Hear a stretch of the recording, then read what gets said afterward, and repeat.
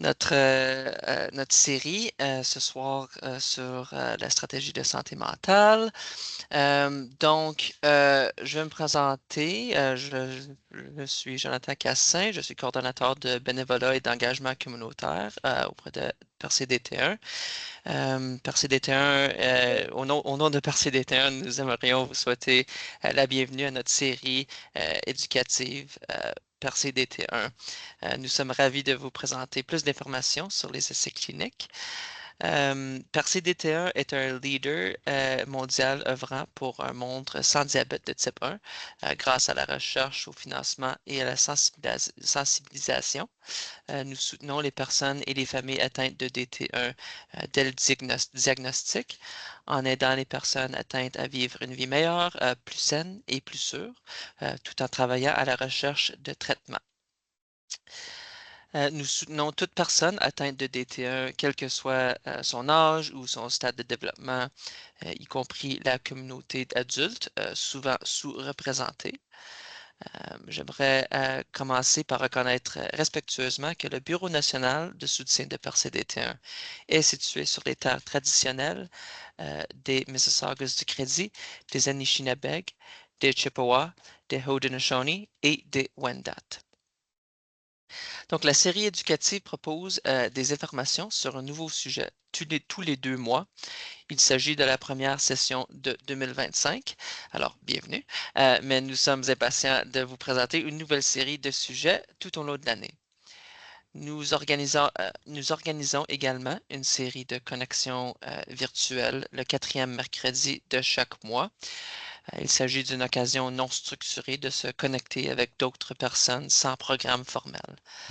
La prochaine série de connexions aura lieu demain, mercredi le 28 mai, à 19 h. Alors, nous sommes un assez grand groupe ce soir, donc pour minimiser le bruit de fond, nous avons mis tout le monde en sourdine. Veuillez noter que nous enregistrons pour poster sur notre chaîne YouTube. Donc, veuillez éteindre votre caméra si vous ne voulez pas être sur la vidéo. Il y a un bouton « Lever la main ».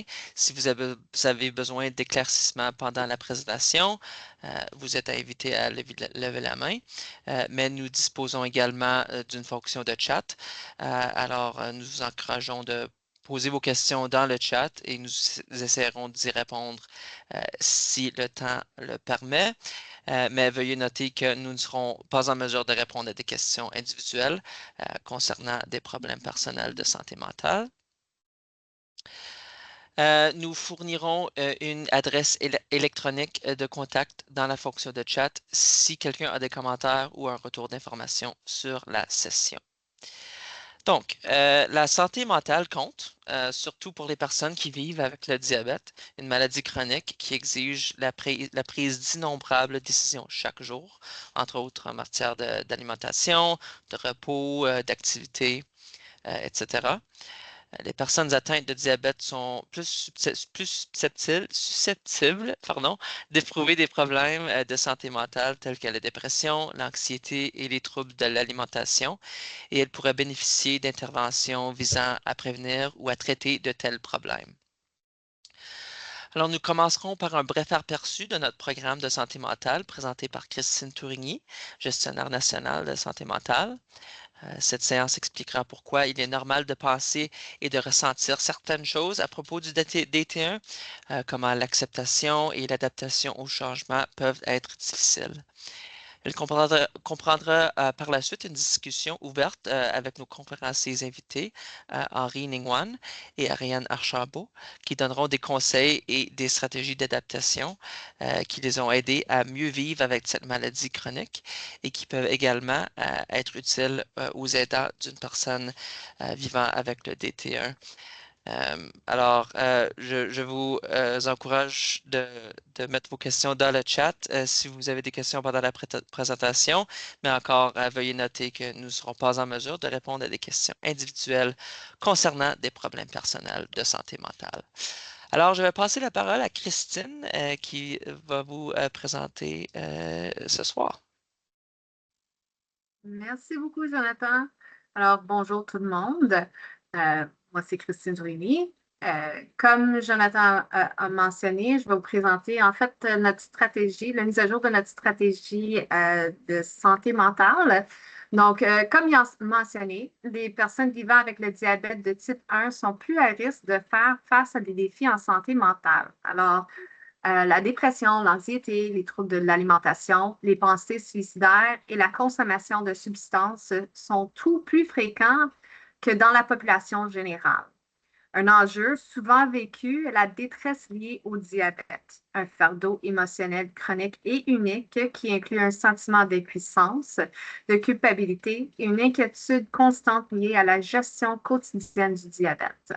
Ce n'est pas un diagnostic clinique, mais c'est extrêmement lourd à porter. Ces défis peuvent avoir un impact direct sur la gestion du diabète et sont liés à de moins bons résultats de santé, comme une hausse de l'HbA1c et davantage de complications.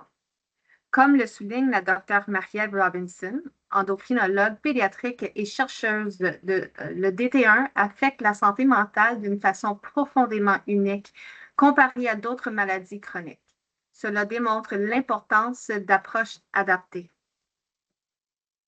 Alors, pour répondre à ces défis, nous avons lancé notre stratégie en santé mentale en septembre 2021, fondée sur 3 piliers clés.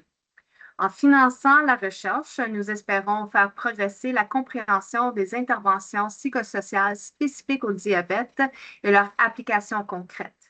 En formant des fournisseurs en soins de santé mentale, nous voulons accroître la capacité du système de santé à offrir un soutien spécialisé aux personnes vivant avec le diabète.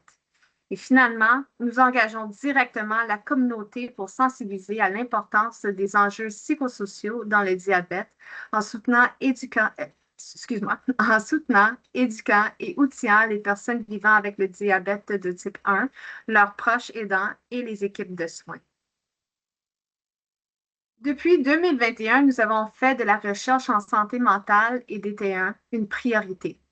À ce jour, nous avons investi 5 millions de dollars dans 9 projets de recherche axés sur le DT1 et la santé mentale.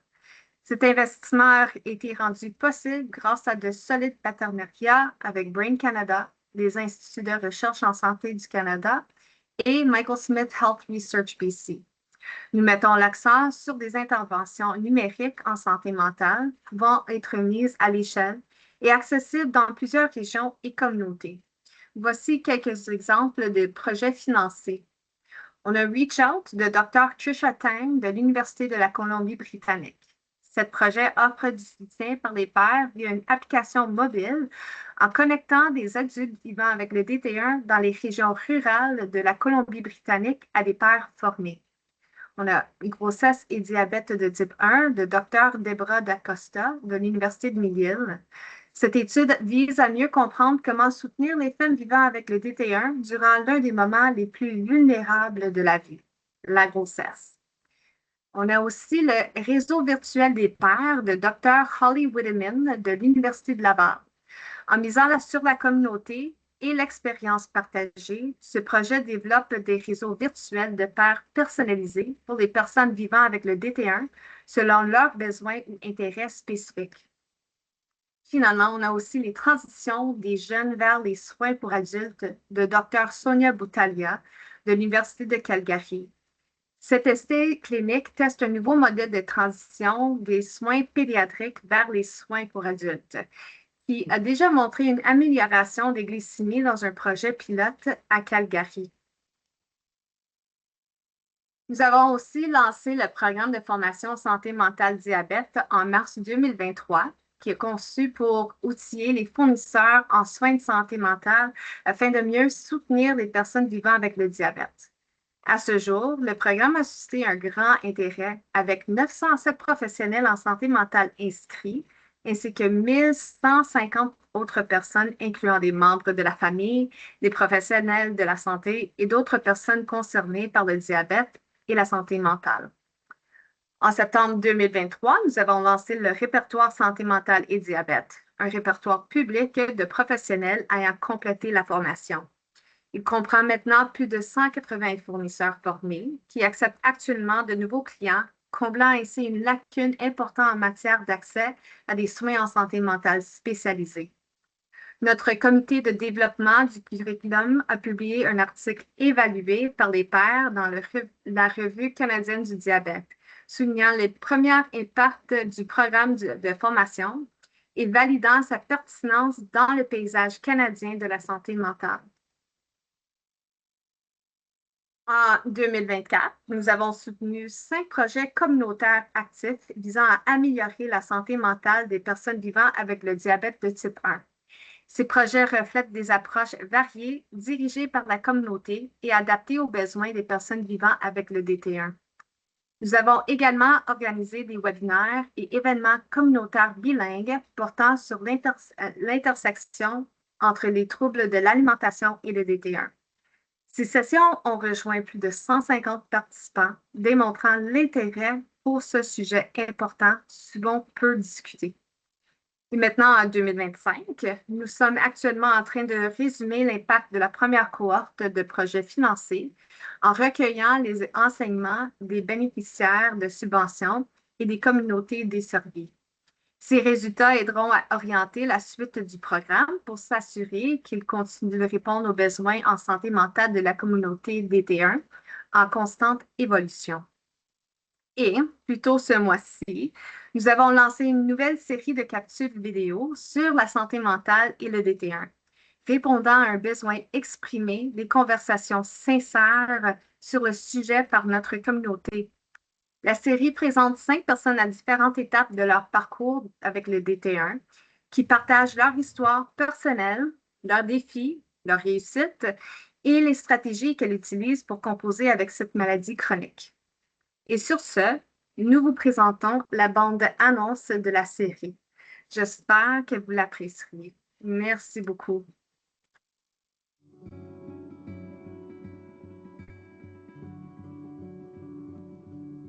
There's a lot of shame, guilt, anger. I mean, I still have moments where I completely break down.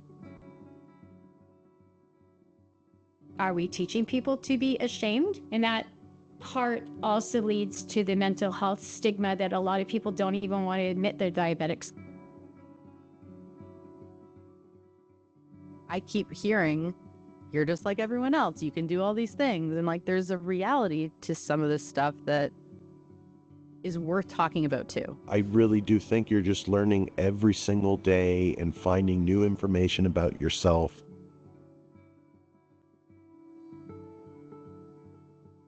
Grace costs you nothing, whether it's for yourself or it's for someone else. It's just doesn't cost a cent and it helps a lot.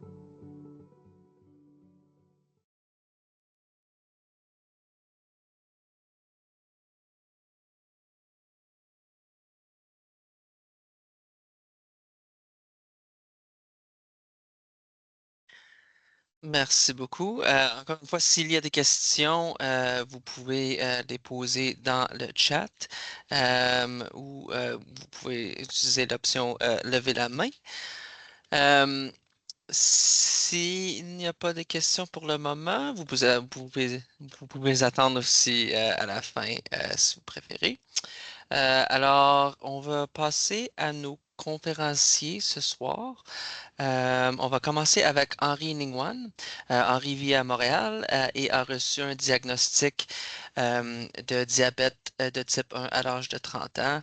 Il est désormais insulinodépendant et suit une thérapie combinant un capteur de glucose en continu et des stylos à insuline.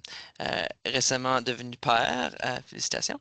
Henri est un travailleur autonome qui a commencé à faire du vélo après son diagnostic afin de maintenir une bonne santé. Alors, Henri, je vous passe la parole.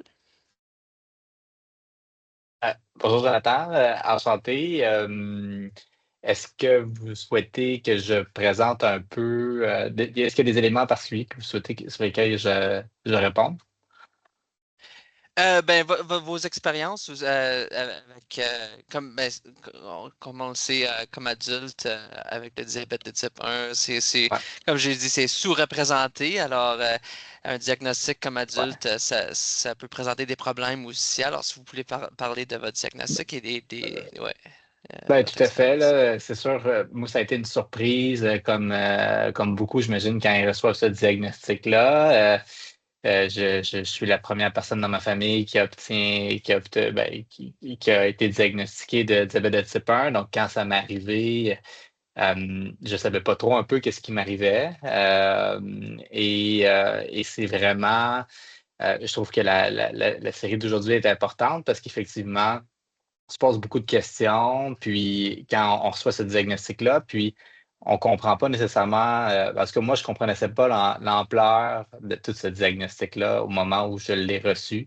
Même que quand on me l'a donné, j'étais prêt à retourner au travail 2 jours plus tard, puis mon médecin m'a dit non, non, prends du temps, tu vas voir, tu sais, il y a des adaptations à, à comprendre. Puis effectivement, là, tu sais, c'est un peu comme, je trouve, réapprendre à vivre parce que, bon, on trouve une façon de fonctionner au quotidien, mais à chaque activité que j'avais l'habitude de faire avant mon diagnostic, ben, je réapprends c'est quoi les éléments, comment me préparer en fait là, à cette activité-là maintenant que je vis avec le diabète de type 1. Là. Donc, donc ça, c'est quelque chose, c'est sûr, au quotidien avec lequel, en fait, je pense que tout le monde qui a ce diagnostic-là vit et doit s'adapter. Là. Ouais. Ouais, parfait. Puis j'imagine aussi comme père aussi, ça a changé aussi vos routines. Il y a probablement beaucoup de différences de routine puis Beaucoup. ouais, Ouais, beaucoup. de Tu gestion sais, de. même juste la décision, on dirait, au moment où on réfléchissait, ma copine et moi, avoir un enfant, ça fait partie des réflexions, étant donné que, bon, tu sais, je me disais, est-ce qu'il y a un risque que mon enfant l'ait, puis c'est quoi les risques et tout ça. Donc, tu sais, ça a été quelque chose à laquelle on a beaucoup réfléchi en amont. Euh, Super content là, d'être papa aujourd'hui, mais effectivement, ça change une routine. Tu sais, quand tu prends un moment, tu sais comment gérer ton horaire, planifier ton exercice de façon régulière pour tu sais, garder un bon niveau de santé. Puis pour tous ceux qui ont des enfants, ben, ils savent que c'est plus toi qui es maître de ton horaire, là. Tu t'adaptes à l'horaire de quelqu'un d'autre. Donc, tu apprends à vivre avec tes contraintes, mais avec aussi cette variable-là qui est tout le temps, en fait, là, aussi qu'on contrôle pas, là. Fait qu'il y a deux Hmm. variables qu'on contrôle pas, dans le fond. Ouais, c'est ça. Ouais, et en ce qui est de la stratégie de santé mentale, comment avez-vous vous impliqué dans notre stratégie? Comment est-ce que vous avez trouvé notre stratégie de santé mentale même? Moi, j'ai trouvé ça super, le répertoire que vous avez lancé. Quand quand je venais de recevoir mon diagnostic, euh, c'était beaucoup en même temps à apprendre. Tu sais. Il y a beaucoup de choses à apprendre. Puis bon, tu veux être fort dans tout ça, puis continuer à vivre parce que bon, il y a toujours un côté positif aux choses, là. Sauf qu'à un moment, je me souviens avoir demandé à mon spécialiste, as-tu des ressources? Parce que je pense que j'aimerais ça parler avec quelqu'un, tu sais, tu sais, je me sens bien, mais j'aimerais ça pouvoir partager puis avoir plus de stratégies pour bien gérer. Et à ce moment-là, ben, c'est ça, elle savait pas vers qui me référer parce qu'il n'existait pas de répertoire au moment. Ça fait juste déjà 4 ans de ça, là. Fait que, donc oui, je trouve que c'est vraiment bien que vous ayez sorti ça. Moi, j'ai pas eu à l'utiliser par la suite, le répertoire, parce que bon, souvent les situations, je pense, de santé mentale, ça arrive parfois de façon ponctuelle, comme là, j'avais envie de consulter puis de discuter avec quelqu'un, mais heureusement, ben, tu sais, j'ai pu m'appuyer, tu sais, autour de moi. J'ai un cercle d'amis qui est fort, puis rapidement, je leur ai partagé un petit peu. Ce que je vivais, aussi les signes un petit peu auxquels être attentif. Moi, c'était beaucoup ça. Là. Je me disais, tu sais, s'il m'arrive quelque chose, les gens qui connaissent pas le diabète de type 1, puis c'est cliché, mais tu sais, des fois, ils vont penser que si tu es en hypoglycémie puis que tu perds sans connaissance, ben, il faut qu'ils te donnent de l'insuline, là, alors que ça va t'achever. Là. Tu sais, fait que de pouvoir expliquer ces éléments-là de base, puis savoir que mon réseau autour de moi, ben, il y avait une base pour m'aider si j'étais en situation de détresse. Mm. Ouais. Ouais, c'est ça, c'est vraiment l'importance de la communauté aussi, en plus de tout ça, mais ouais, c'est parfait. D'autres commentaires sur la présentation ou quelque chose d'autre que vous pensez? Non, mais je pense que c'est bien, tu sais, qu'il y ait des études qui continuent.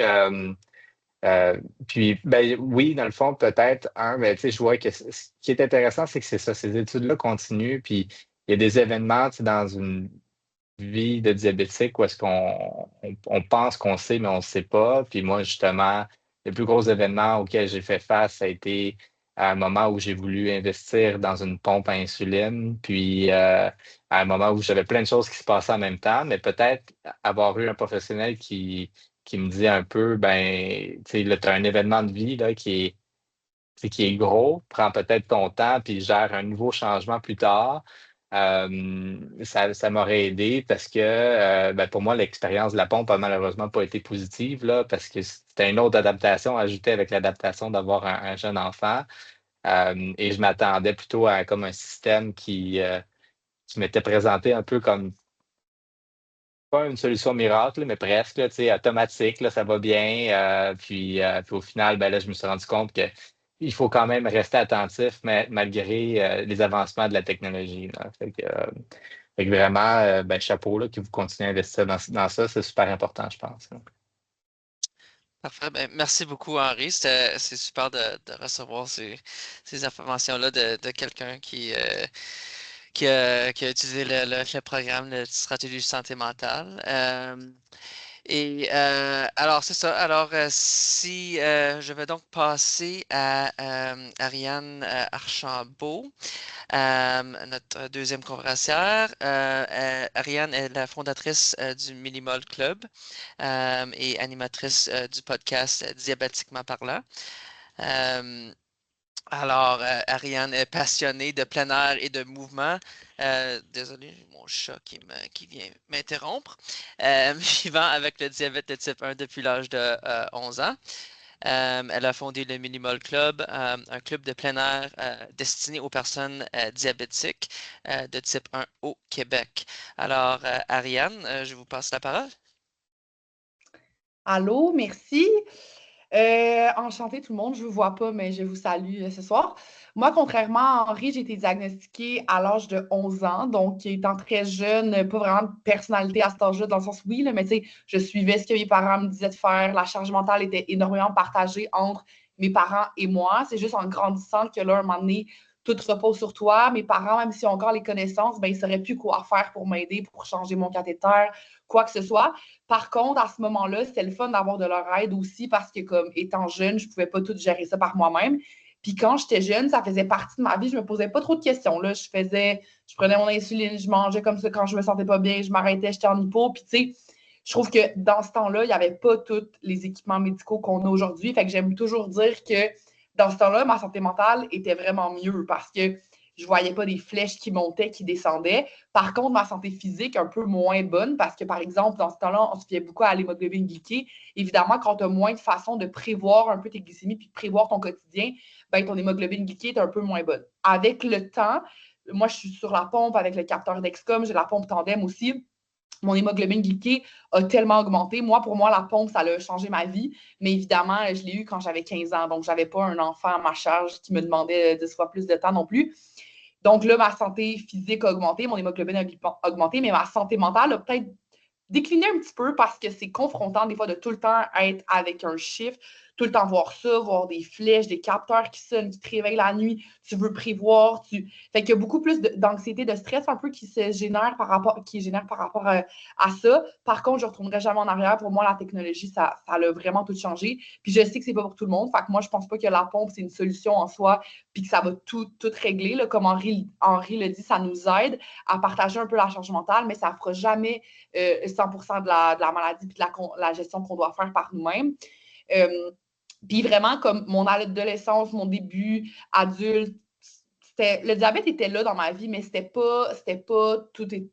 C'était juste quelque chose qui existait comme ça. Puis je pense que quand le sport et le plein air est rentré dans ma vie, là, je me suis dit, tabarouette que c'est difficile de faire du sport en étant diabétique de type 1. Puis honnêtement, j'ai dû faire 50 randonnées de marde, désolé le mot, pour avoir au moins 200 belles randonnées. Mais je me serais vraiment évité beaucoup d'essais-erreurs. Moi, j'avais personne qui me disait, tel sport va agir de telle façon sur ta glycémie, prévois ça, voici les trucs et astuces pour bien t'en sortir en faisant du sport. Tu sais, je tombais en hypo après 15 minutes de marche, puis je savais pas quoi faire, puis j'étais comme, mon Dieu, je pourrais jamais faire de sport. Puis avec le temps, ben là, tu fais beaucoup d'essais-erreurs, tu vois qu'est-ce qui fonctionne et tout ça. Évidemment, c'est pas ce qui fonctionne une fois qui va fonctionner sur toutes les courses, toutes les randonnées, toutes les rides de vélo non plus. Tu apprends à connaître ton corps aussi, connaître les stratégies.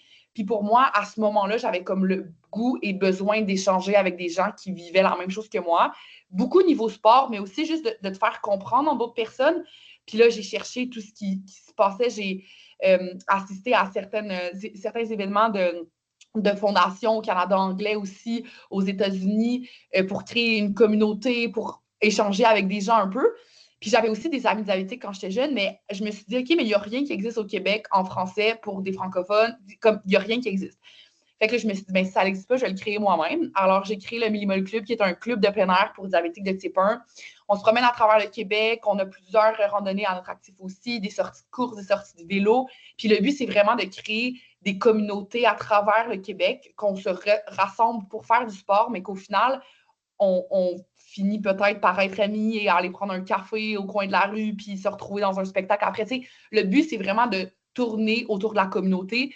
Moi, personnellement, je n'ai pas le goût de parler 24/7 du diabète, mais ça fait vraiment partie de ma vie. Puis des fois, juste de faire d'autres activités avec des personnes qui nous comprennent, qui vivent les mêmes choses, qu'on se comprend sans avoir besoin d'en parler, ben, je trouve que ça l'aide vraiment. Puis jusqu'en même temps, je le vois dans les randonnées, les gens s'échangent des trucs et astuces, mais aussi ils parlent de leur job, ils parlent de leur vie, ils parlent de ils veulent changer de pompe ou non, puis tout ça. Puis après, je me suis dit, c'est pas vrai que c'est juste que tous les diabétiques de type 1 du Québec aiment le sport. Puis pour moi, c'était vraiment important de démocratiser l'information. Puis qu'est-ce qui m'aide à rester proactive dans mon diabète, puis à pas être déprimée trop par rapport à ça, parce que oui, il y a des jours, c'est super difficile aussi, puis j'en pleure, puis tout ça, mais au final, ce qui m'aide à ne pas être déprimée puis à continuer là-dedans, c'est beaucoup de m'informer sur la condition, de comprendre qu'est-ce qui arrive, les nouvelles technologies qui sortent, comprendre des phénomènes de mon corps, pourquoi je suis en hyper après une longue course quand normalement ça devrait être en hypo. Fait que des choses comme ça. Fait que je m'informais beaucoup via des sources d'information américaines en anglais. Puis là, j'étais comme, on a des bons professionnels au Québec aussi qui savent quoi dire. Puis, tu sais, une communauté, ça passe aussi beaucoup par la langue. Et donc, j'ai décidé de lancer le podcast Diabétiquement parlant, où je reçois des professionnels de la santé qui viennent parler de plein de sujets, là, que ça soit de la santé mentale. Justement, j'en ai une avec une travailleuse sociale du CHUM spécialisée en diabète type 1. Santé mentale, nutrition, sport. Puis je reçois aussi des personnes qui vivent avec le diabète de type 1 parce que pour que les gens puissent se retrouver un peu dans les témoignages qu'on se reçoit, des gens que je reçois. Alors, tous les sujets sont vraiment différents. Puis je me suis dit, il y a de plus en plus de gens qui sont diagnostiqués à l'âge adulte qui, justement, comme Henri le disait, n'ont pas de ressources, puis qui envoient les épisodes du podcast, des fois juste pour comprendre la maladie à leur entourage, parce qu'eux-mêmes, on parle de changement mental, mais nous-mêmes, des fois, d'expliquer la condition, la maladie, quand c'est déjà difficile pour nous à assimiler, à comprendre, puis à être proactif, c'est difficile après ça de former les gens autour de nous. Fait que juste d'envoyer des ressources existantes aussi, puis des trucs et astuces qui sont partagés, là, c'est comme, c'est moi qui parle avec des professionnels de la santé, là, fait que c'est pas corpo mon affaire, c'est pas un cours à l'université, là, cette affaire-là. C'est vraiment juste une discussion comme ça, puis beaucoup de gens se retrouvent dans les témoignages qui sont partagés aussi. Fait que pour moi, ce qui a le plus aidé ma santé mentale, c'est de partager les défis du quotidien avec d'autres personnes qu'on se comprend, puis pas nécessairement, tu sais, de dire oui que c'est vraiment difficile, puis que ça va toujours l'être, mais qu'aussi on peut trouver du positif là-dedans, puis qu'est-ce qui nous motive un peu à continuer, puis qu'est-ce qui fonctionne pour nous. Puis des fois, c'est des mini-choses qui sont dont la base pour moi, mais que d'autres personnes n'auraient pas entendu parler, et vice-versa. Des personnes qui sont diabétiques qui arrivent sur le podcast me partagent des choses qu'ils font depuis 15 ans, puis moi, comme mon Dieu, j'apprends ça aujourd'hui. Tu sais, fait que je pense que j'aimerais en fait que ça l'aide d'autres personnes qui sortent de l'hôpital, qui n'ont aucune formation, ils ne savent pas vers où se tourner. Ben, peut-être que ça peut faire partie d'une des ressources parmi tant d'autres aussi, parce qu'il y en a plein de bonnes ressources aussi qui existent. Puis, tu sais, un podcast, c'est comme le médium de notre temps, là, en voiture ou en faisant du sport, ça fonctionne bien. Fait que moi, ce projet-là, les gens m'écrivent pour me dire à quel point ça les aide, les épisodes du podcast, mais comme ça m'aide autant que ça l'aide d'autres personnes, parce que juste de pouvoir mettre ça en mots puis d'échanger avec d'autres qui nous comprennent aussi, je trouve que ça fait vraiment du bien. Puis sinon, ben, classique, d'être bien entouré. Des fois, c'est difficile aussi d'expliquer comment on se sent, de savoir ce qu'on a besoin aussi des gens autour de nous. Mais je pense que des fois, d'entendre des témoignages de d'autres personnes, ça nous aide à mettre des mots sur qu'est-ce qu'on a besoin, comment notre entourage devrait réagir en telle et telle situation. Parce que c'est pas vrai que quand tu es en hypo à 2.2, là, c'est très clair dans ta tête ce que tu veux et ce que tu as besoin. Là. Tu le sais juste pas. Là. Fait que, tu sais, de s'informer aussi en amont de tout ça, savoir comment notre entourage peut réagir aussi. Puis de ne pas penser qu'on est nécessairement un fardeau. Oui, c'est plus compliqué aussi, gérer ça aussi, mais je pense que quand on est bien entouré puis qu'on a l'espace puis la bienveillance pour en parler, ben ça fait qu'on se sent mieux aussi là-dedans puis qu'on se sent plus épaulé parce qu'au final, c'est toujours nous qui vont devoir vivre avec ça puis prendre des décisions par rapport à ça, mais si des fois, on peut se faire aider aussi, que ça soit juste de brainstormer certaines stratégies de glucides et d'insuline. Bref. J'ai juste tout déversé ça. Là. Je ne sais pas s'il y a des questions ou s'il y a des sujets que je n'ai pas couverts, mais en gros, la santé mentale, c'est super important d'en prendre soin dans un contexte de maladie chronique, je pense. Puis l'entourage est pour beaucoup aussi. Fait que voilà. Parfait, merci. Ouais, c'est parfait, Ariane. Okay.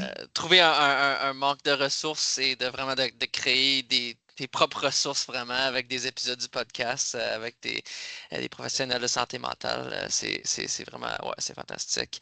On a une question. Félix, vous avez la main levée? Ah, vous êtes sur la... Merci. Ouais, ben, je veux juste partager que, bon, salut Ariane. Dans le fond, moi, j'ai participé à quelques activités du Millimol Club. Là. C'est fantastique. OK, si vous voulez participer, je trouve que c'est... Moi, j'ai participé à une activité de course à pied qui sont les mardis soirs au parc Frédéric Bach. Puis, honnêtement, sur l'échange des stratégies, justement, la course, c'est vraiment pas facile de gérer ça en tant que diabétique, là, vous le savez. Puis, je trouvais que d'échanger des conseils, ça m'a permis d'aller au-delà de ce que je suis capable de faire tout seul. Puis, justement, de se créer un petit réseau. Là, j'ai comme doublé les personnes avec qui, les personnes diabétiques que je connais. Puis, en fait, ma question, là, c'était par rapport à toutes les activités. Je voulais savoir un peu c'était quoi les autres activités qui sont proposées par le Millimol Club. Et puis, c'est quoi une façon de rentrer en contact, d'intégrer le Millimol Club? S'il vous plaît? Excellente question, Félix. Ben, il y a des sorties de vélo aussi. Il y a des groupes spécifiques, par exemple, pour Québec, Montréal, Gatineau aussi, sur les pages des réseaux sociaux du Millimol, donc sur Facebook, Instagram. Il y a toutes les activités à venir aussi où vous pouvez juste réserver votre place comme gratuitement. Puis on se donne un point de rencontre. C'est pas payant, c'est juste le but, c'est de se regrouper ensemble. Il y a une excursion, ben pas une excursion, mais une activité de canot camping cet été que je suis en train d'organiser au parc Yamika aussi qui va bientôt. Ça va être payant par contre parce qu'il faut réserver les canaux et tout ça. Mais la majorité des activités sont gratuites. Fait que ce soit sur Facebook ou Instagram, tout ça est annoncé, les activités à venir. Fait que sortie de vélo, course, randonnée. Il y avait du touring cet hiver aussi. Il y a eu des randos d'hiver. Après ça, je suis super ouverte à un club de marche, si c'est ça qui fait plaisir aux gens, un sport spécifique de l'escalade. Le but, c'est que j'aimerais ça trouver des ambassadeurs, ambassadrices un peu partout à travers le Québec parce que je ne peux pas faire l'aller-retour Gaspésie à chaque semaine, moi qui est basée à Montréal, pour aller animer une activité. Fait que je crée plein de petits micro-communautés puis qui décideront des sports qu'ils ont envie de réaliser ensemble au fur et à mesure. Là. Sinon, il y a une adresse courriel aussi, millimolclub@gmail.com. Voilà. J'aime beaucoup ta page Instagram. C'est vrai que tu as beaucoup d'infos. Tu publies plein de choses et d'invitations, dont l'événement de ce soir a été publié. Là. Moi, je l'ai su par rapport à ça. Oui. Merci, Félix. Et oui, j'ai vu un commentaire. J'adore la Gaspésie. Là. C'est juste que c'est un petit peu loin. C'est pas super réaliste à chaque semaine, mais j'adore ça. À chaque semaine à Gaspésie, c'est faisable. Ben, merci pour la question, Félix. Ouais, c'est ça, vraiment créer des communautés comme ça pour que le monde se rassemble, ça peut aider beaucoup avec la santé mentale aussi, au-delà de l'aide d'un professionnel de santé aussi. Ariane, un autre Ariane, est-ce qu'il y a des groupes de soutien virtuels pour les personnes vivant avec le DT1? Ben oui, justement, avec le je l'avais mentionné tantôt aussi, mais il y a la série de connexions qui arrive, la prochaine série c'est demain. Alors c'est vraiment une série de connexions virtuelles qui arrive, qui se passe le quatrième mercredi de chaque mois. Alors je crois que Ruth a mis un lien aussi avec un groupe, une page Facebook de soutien aussi. Marie-Christine aussi a mis des groupes de soutien aussi. S'il y a d'autres questions, vous pouvez les mettre dans le chat ou lever la main.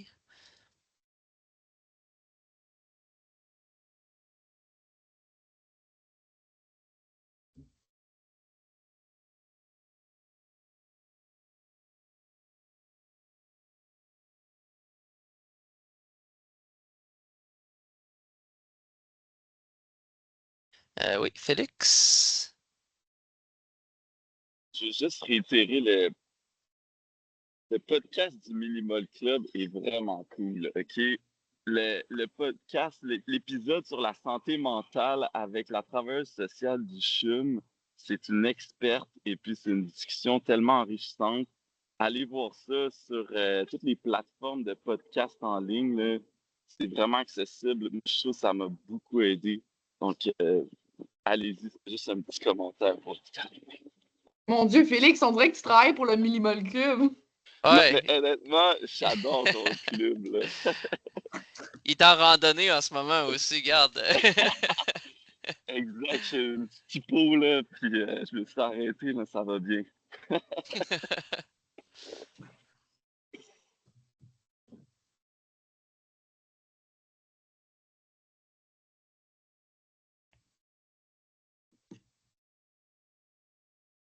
Là, est-ce que les séries de connexions virtuelles sont spécifiquement au sujet de la santé mentale? La réponse serait non. C'est vraiment une occasion non structurée, vraiment. C'est pas tout le temps la même. On n'a pas vraiment de sujet spécifique. Mais ouais, c'est ça. C'est vraiment il n'y a pas vraiment de programmation formelle pour la série de connexions. C'est le fun. J'aime ça.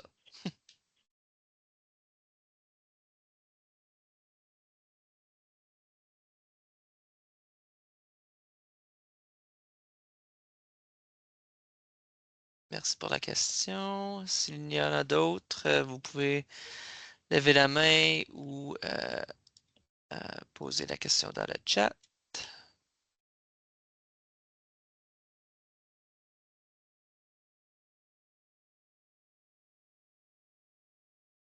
Jonathan, si tu veux, je peux rajouter un peu sur le programme de formation santé mentale et diabète. Je ne sais pas si tout le monde ici le connaît, ce programme-là. En fait, le programme de formation, c'est ouvert. On a deux groupes, en fait. On a le groupe pour les fournisseurs de soins de santé mentale. Puis après ça, on a aussi l'autre qui est ouverte aux personnes ayant le DT1 ou le diabète, en fait, ou leur famille, leurs proches aidants. Même, c'est ouvert aux fournisseurs en soins de santé. Donc, c'est vraiment intéressant. Il y a une base justement de diabète pour vraiment comprendre les différentes sortes de diabète qui est vraiment mieux aidant pour ceux qui ne vivent pas avec le diabète. Mais après ça, on commence vraiment à rentrer dans la santé mentale détresse liée au diabète. C'est intéressant comme programme. Je vous conseille vraiment d'aller le voir. Vous le suivez à votre rythme. Vous pouvez passer à travers, puis vous avez toujours accès à ce programme-là. Donc, le programme, en fait, c'est formation, Ruth l'avait écrit, formation.percdt1.ca. Puis aussi, le répertoire, c'est vraiment intéressant aussi si jamais vous cherchez un fournisseur de soins de santé mentale. Le répertoire, il y a beaucoup de monde au Québec, justement, des francophones qui ont des services soit en ligne virtuelle, sinon face à face. Donc, vous pouvez passer à travers tous les profils, voir s'il y a quelqu'un, justement, qui clique. En fait, pas tous les fournisseurs de soins de santé mentale vont cliquer avec tout le monde. Donc, vous pouvez passer à travers puis voir qu'est-ce qu'ils vous en parlent. Mais c'est ça, je ne sais pas si tout le monde connaît nos programmes, en fait, mais s'il y a des questions, je suis là pour tout répondre.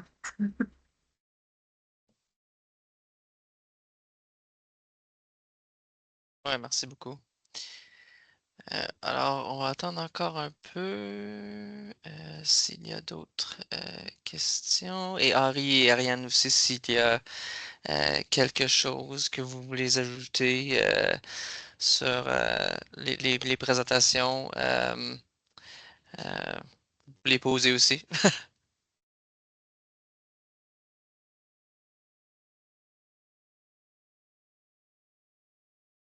Mon chat veut vraiment être sur la caméra maintenant, mais c'est pas professionnel.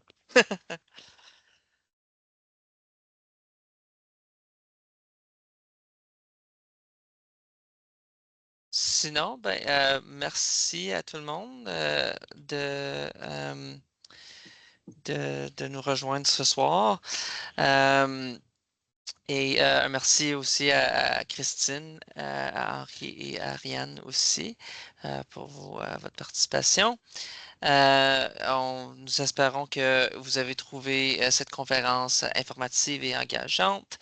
Veuillez partager vos commentaires afin que nous puissions continuer à vous fournir du contenu utile et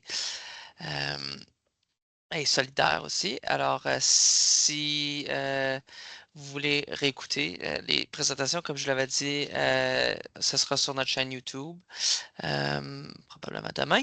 Alors, si vous voulez partager aussi à votre famille, vos amis, vous pouvez le trouver sur notre chaîne YouTube. Alors, merci à tout le monde et à la prochaine. Merci, bonne soirée.